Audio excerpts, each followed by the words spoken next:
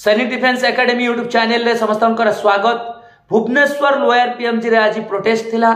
पिला माने सीएम को जाइके मीट करथिले। सीएम रो प्रतिक्रिया कोन रही संपूर्ण डिटेल्स इनफॉरमेशन वीडियो दबा को जाउछि। प्रथम थर करी मो चैनल को विजिट कर चैनल को सब्सक्राइब करिवो, वीडियो को लाइक करिवो एवं फ्रेंड सर्कल रे अधिक शेयर करिवो। चारिटा परे लगातार पिलांकर कॉल आछि कि सर आज कोन रेस्पॉन्स आसिला, रिजल्ट कोन आसिला हम फेवर रे।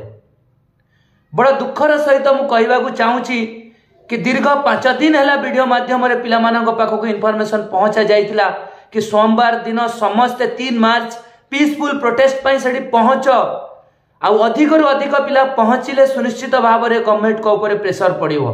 किंतु आज मात्र 40 रु 50 जन पिला आसीथिले, जोटा आम आशा करूँ आशा ठारू अपेक्षाकृत कम पिला आसते, जोटा आम केबे एक्सपेक्टेशन करनथलु, केबे भाभी नथिलु। एठी गोटे प्रश्न सृष्टि होची कि एठी जो मानकु एज दरकार से माने घरु बाहर के आसुनांती, आमे लीडिंग नहीं कि आमे माने सदा बेले प्रयास करछु कि पिला मानकु न्याय मिलू। अरे तमे माने जॉब करिवो, तम माने को एज रिलैक्सेशन दरकार, तम माने जदि न आसीबो त एज रिलैक्सेशन मिलिबो केमिति? जेहेतु आमे लीडिंग नहीं छु, कहवा कथा कि आमे जदि गोड़टा को आगु को बढ़े छु तो सुनिश्चित भाव में जेबे पर्यंत रिजल्ट आसी नहीं सेबे पर्यंत आमे या सहित जड़ित रहबो एवं लड़िबो।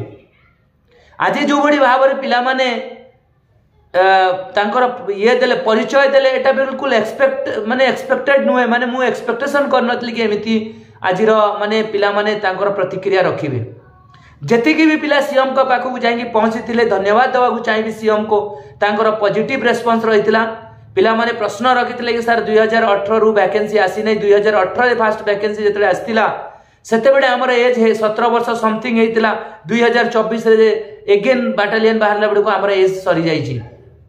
ये सब जिनस सुनला परे सीएम कहिले कि ना सुनिश्चित भाव में एज रिलैक्सेशन मिलिबा दरकार एवं तांकर जो मंत्री तांका आखपाखरे बसिथिले कंसर्निंग मंत्री को से कहिले एवं जहाँ सुनिबा को मिलुछि कि डीजी को मध्य कॉल जाईछि कि पिला माने को एज रिलैक्सेशन दिया जाऊ।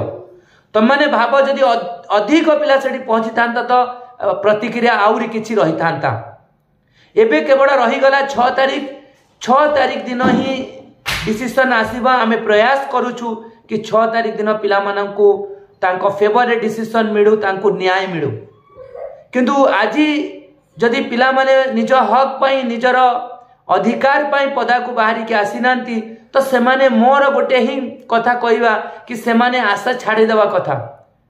एक रे तमे माने घरु बाहरी के आसुना ता ऊपर आम मानन को लीडर कहूछ जेमिति बहु 6 वर्ष नहीं आस। सर वाईएसएफ आगु को आछि तार जेमिति 6 वर्ष मिडू फास्ट फिजिकल कंडक्ट करा जाऊ।